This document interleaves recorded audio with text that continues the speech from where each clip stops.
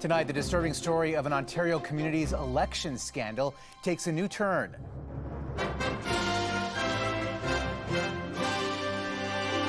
What the woman accused of making death threats is saying tonight about the voice recording. This idea that sound recordings represent reality, we just sort of have to give it up. And the potential impact on voters.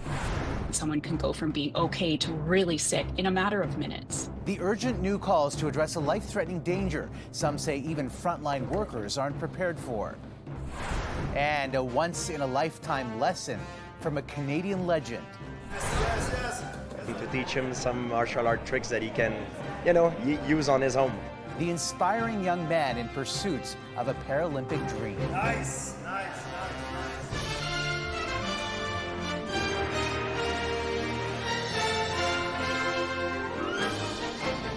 CTV National News with Omar Sachedina. Good evening. A municipality on the shores of Lake Ontario is making national headlines tonight for a twist in a local election that doesn't even take place until next year. For the first time, the councillor accused of making a death threat in a 39-second voicemail against a former homicide detective considering a run for mayor is responding to the allegation. CTV's John Venevalley-Rao with what she says happened. I have a quick question. As a local politician, Karina Trail is often on camera, but instead of speaking publicly about the explosive allegation against her, instead she issued a written statement saying she never threatened this former police detective after he received a message on his phone late last month from someone identifying as and sounding like Trail, cursing and saying he should abandon running for mayor in next year's election. And that if I don't, she will come to my house and kill me and sexually assault my wife. Convinced the voicemail was left by Trail, Tom Dingwall notified police and called for her to step down. Initially, Trail addressed the situation, in part saying it was an unfortunate circumstance she was dealing with. But in a new statement writes, "I want to state clearly and unequivocally, I did not create this message. I have been advised that artificial intelligence technology was involved. Portions of the voicemail were my voice, but other parts were artificially generated." Adding, "I have not addressed this issue until now, as we were working to ascertain the source of the message." It is true, replicating a voice using AI has become incredibly easy by using dedicated websites or downloading software and providing a sample of the person's voice. The tools nowadays, with around 20 seconds worth of voice, you can do an awfully good job. Any public figure has no hope of protecting their voice. Clarington's mayor says because the matter is under police investigation, he can't really comment. He says Trail did not appear at a council meeting this morning and that the matter has been a distraction. It's not helpful to public's confidence in the system at all. So a distraction, yes. All-consuming, no. Trail says she is cooperating with the investigation and plans to stay on as councillor. Meanwhile, it's not clear whether police are looking into whether AI was involved, as they are currently not commenting on the case. John Venevalley-Rao, CTV News, Clarington, Ontario.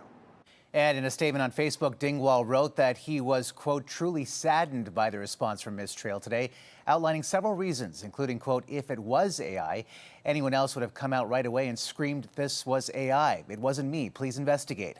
That did not happen, he says, because it's not true. In other news, personnel from the Calgary-based Canadian Pacific Kansas City of Mexico are near Mexico City tonight after a fatal collision on one of its train lines. The moment of impact caught on video. On the right side of your screen, the bus slowly crossing the tracks with no warning lights in sight before the freight train smashes into the double-decker bus and then drags it down the tracks. At least 10 people have been killed and dozens more injured. The cause is under investigation. We are learning more tonight about a WestJet flight that experienced what's being referred to as a hard landing in the Caribbean. CTV's Rahim Ladani takes us through what happened through the harrowing account of one passenger who was on board. Passengers on board this Boeing 737 were jolted as their aircraft fiercely made contact with the runway in St. Martin in the Caribbean Sunday afternoon. It was a very hard bounce. The plane really did vibrate through and throughout. 164 people were on board this WestJet flight arriving from Toronto around 1:30 local time. Moments after flying over the famous Maho Beach, where tourists watch planes pass over them daily, the aircraft made a hard landing, tipping to the right side, appearing to collapse the landing gear. The last 15, 20 feet of the landing approach, you're going to flare the airplane out, where you raise the nose slightly, increase the lift on the wing, slows the descent rate. If you do that too early, you float down the runway. And if you do it too late, well, I think you can kind of see what happens. Passengers had to slide down the aircraft, and emergency responders deployed foam as a precaution. 3 people were taken to hospital for medical evaluation, but the airport is reporting no injuries. At first, it really wasn't registering. I was more concerned about getting off and making sure my wife was okay. But now it's just to think about it. We almost lost our lives. In a statement, WestJet says, "At this time, we are awaiting confirmation on the exact nature of the incident. Our teams are focused on supporting our guests and crew, ensuring their safety and care remain our highest priority." The Transportation Safety Board of Canada will be sending a team to lead an investigation into the incident, but add the agency does not assign fault or determine civil or criminal liability. Rahim Ladani, CTV News, Toronto. The hunt for a convict who escaped from a BC prison has led to the arrests of 3 alleged accomplices. Charges have been approved against 3 men who allegedly assisted in the escape of Robbie Al-Khalil from the North Fraser Pretrial Center 3 years ago. 2 of the men allegedly dressed up as contractors and used a white van to break Robbie Al-Khalil out of custody in July of 2022. Al-Khalil, who is being held on murder charges, has been on the run ever since his escape. The self-proclaimed Queen of Canada is being released from custody after a bail hearing in Saskatchewan court today, but the judge has imposed some conditions. Certainly our concern was that she know what the conditions are and that she'd be willing to abide by those conditions, and that was something that the court went through. 50-year-old Romana Didolo must remain at a Regina home and steer clear of Richmond, where her so-called Kingdom of Canada compound was located.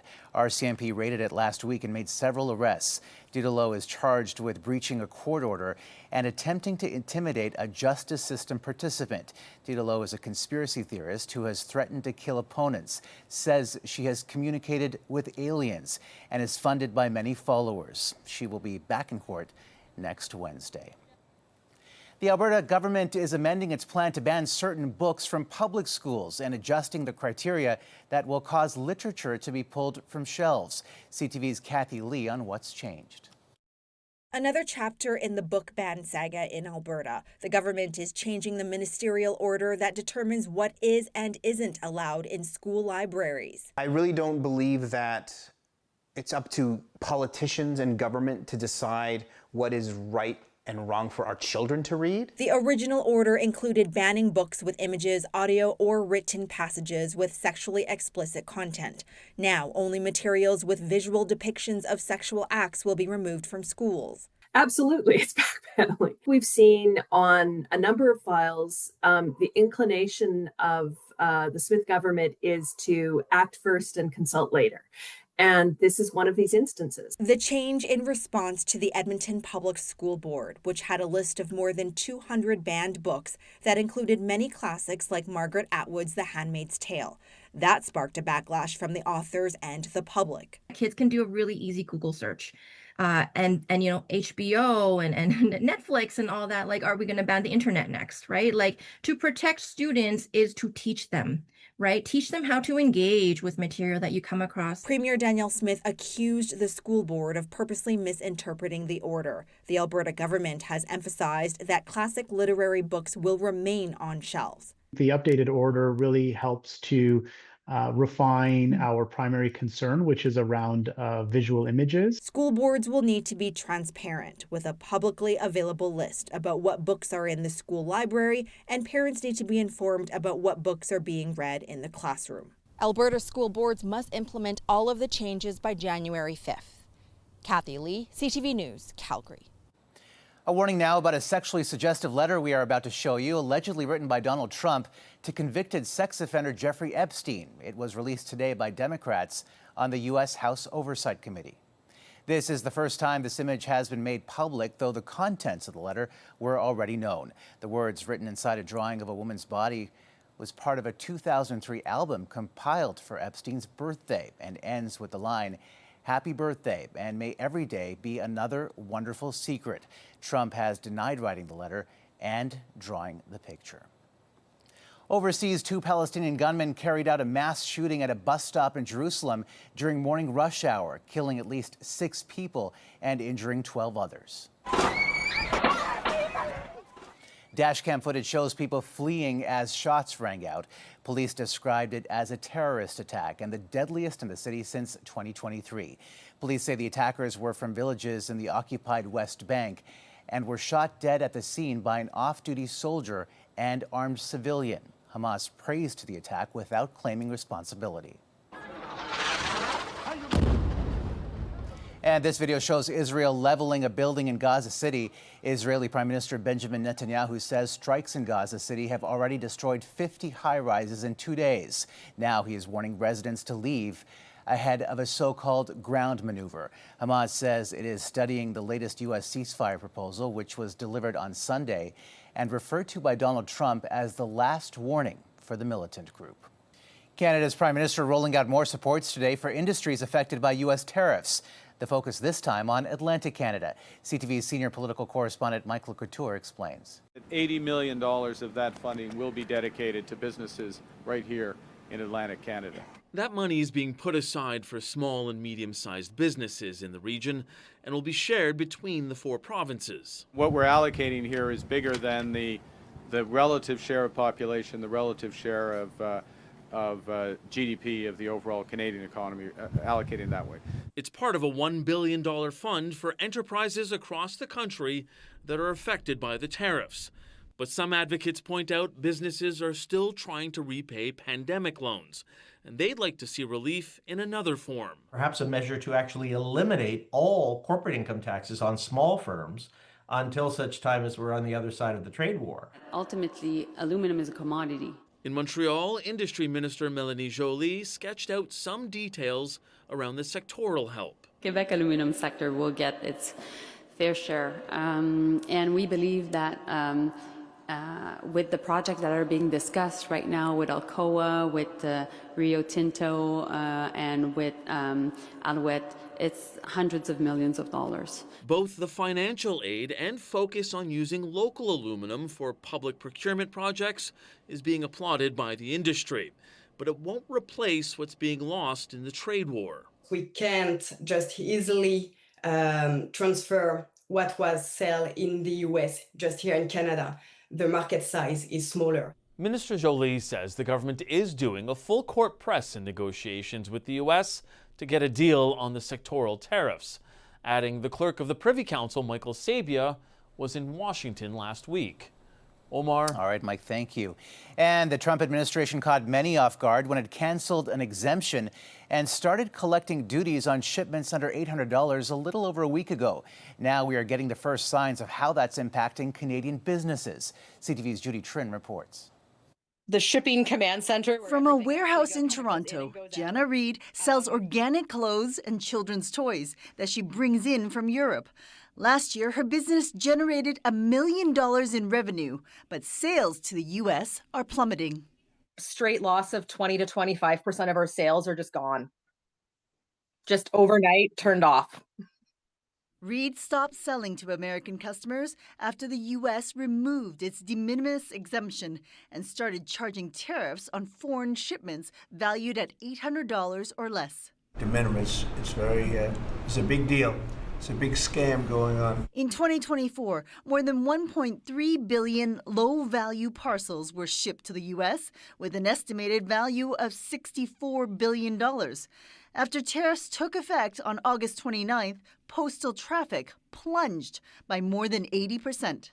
Selling to Americans is now bogged down by red tape and not worth the hassle for some. The paperwork and getting SKUs and tariffs and duties, I don't know. I really don't know. It seems like a lot of effort. The Trump administration said it changed the policy to stop traffickers from sending illicit drugs through the mail. But trade experts say more targeted action could have been taken. the United States has additional tools it could use, better screening mechanisms to monitor illegally shipped items, rather than disrupting a really valuable tool for American consumers and small businesses. The average American household buys 8 de minimis products a year. Those products will now cost more and take longer to deliver. The tariffs could also impact votes in next year's U.S. midterm elections. Omar. Judy Trin in Ottawa tonight. Judy, thank you. Coming up. My fear is that we're going to continue to have these stories in the media about tragedies where people have unnecessarily died. What doctors and patients need to know about a silent killer.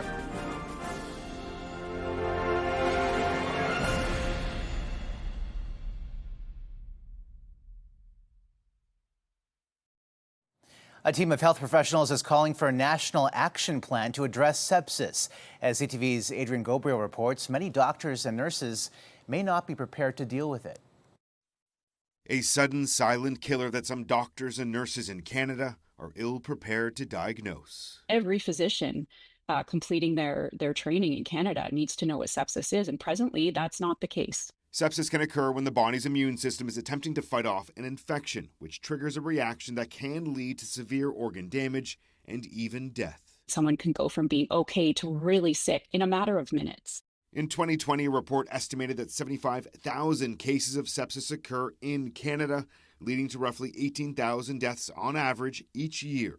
In recent months, CTV News has sat down with 2 husbands who each lost their wife after they gave birth at separate Ontario hospitals. In both cases, the cause of death was linked to sepsis. How do you tell your 4-year-old girls that they're never going to see mommy again? We begged for help. Sepsis is a race against time, but doctors never started the clock. Critical care Dr. Callie Barrett is one of the authors of this peer-reviewed research paper that reveals significant gaps in sepsis policy, guidelines, and health professional training standards, and outlines the urgent need for a coordinated sepsis national action plan.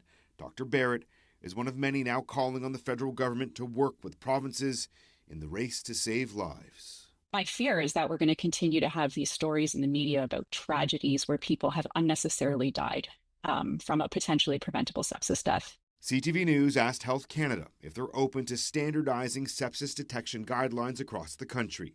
In an email, they replied in part that policies related to the prevention and control of infectious diseases contribute to the reduction of sepsis. Dr. Barrett and her team are also urging Canadians to know the signs of sepsis. If you're at home feeling unwell and are unusually drowsy, you may need to head to a hospital immediately. Adrian Gobriel, CTV News, Toronto. Still ahead. Why fall colors are creeping in ahead of schedule.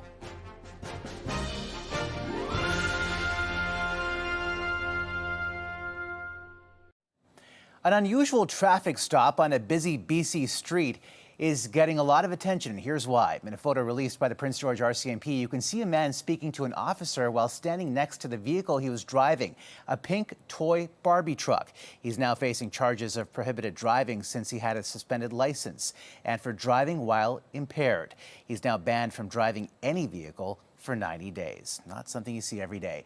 Well, with 2 weeks left of summer, it's starting to look and feel a lot like fall. CTV's Sarah Plowman on signs the season is changing early in Atlantic Canada, and why. Each day, Ellen Tramley Seymour chases beauty.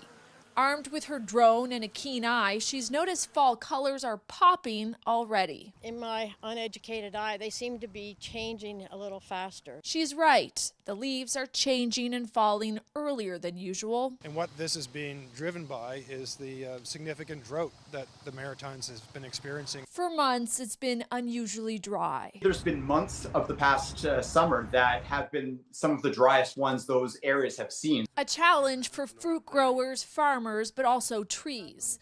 Less water puts stress on them. They need water for photosynthesis. Without it for prolonged periods, that process shuts down and trees stop producing green pigments. And what that does, it begins to unmask some of the other pigments that are in the leaves, and that's why you'll begin to see sort of this yellow coloration that's occurring. Foresters at the city of Fredericton are also keeping a close eye on newly planted trees. likely to be extra stressed because of the lack of rain. We're still hopeful that they'll flush their buds in the spring. Not to say we might not see a little higher mortality. This forestry expert expects this fall's kaleidoscope of colors to be more muted. It's unlikely that we'll see beautiful, bright colors that you'd see in an ideal fall. Either way, she'll make the most of the season like other years. I mean, if it's muted, then go earlier in the morning at golden hour. Her way to appreciate all of autumn's angles. Sarah Plowman, CTV News, Fredericton. Still ahead, one-on-one with an MMA legend. What George St. Pierre had to say about his time in the cage with a Paralympic hopeful.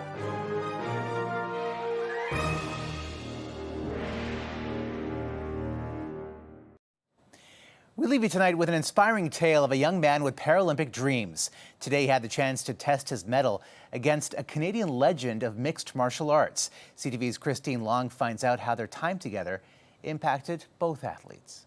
Yes, yes, yes. Yes. He's 18 and active. William Fleury boxes, does judo and more. De la boxe, j'ai fait du judo, puis je fais de la natation aussi. Fait du soccer, fait du ski. Pushing past his physical limitations, which includes visual impairment, William is also learning mixed martial arts. He stepped into the cage with Georges St. Pierre, who is considered one of the best fighters in MMA history. Je me sens impatient. To teach him some martial art tricks that he can, use on his own. Showing William the ropes, St. Pierre and trainer Firas Sahabi revealed their signature moves at TriStar Gym. For fun, it's a chess game. Combat sport is not only about strength, it's also about how you solve a problem. So. C'est le champion au monde. This session was set up by the Shine Foundation, a charitable organization that aims to improve the lives of youth living with severe physical disabilities by helping make their dream come true. On dit toujours de William que c'est notre exemple à suivre. William's dad says St. Pierre has always been the example to follow. On the big screen and certainly on the mat, St. Pierre is incredibly tough, but says meetings like this are win-win. Sometimes we take health for granted, but when I meet people like him that struggle every day, and makes me appreciate life, so it's good for me as well. And it certainly inspired William to keep at his Paralympic dream. Christine Long, CTV News. One to watch for sure. That's a snapshot of this Monday for all of us at CTV National News. Thank you for watching. Good night and see you tomorrow.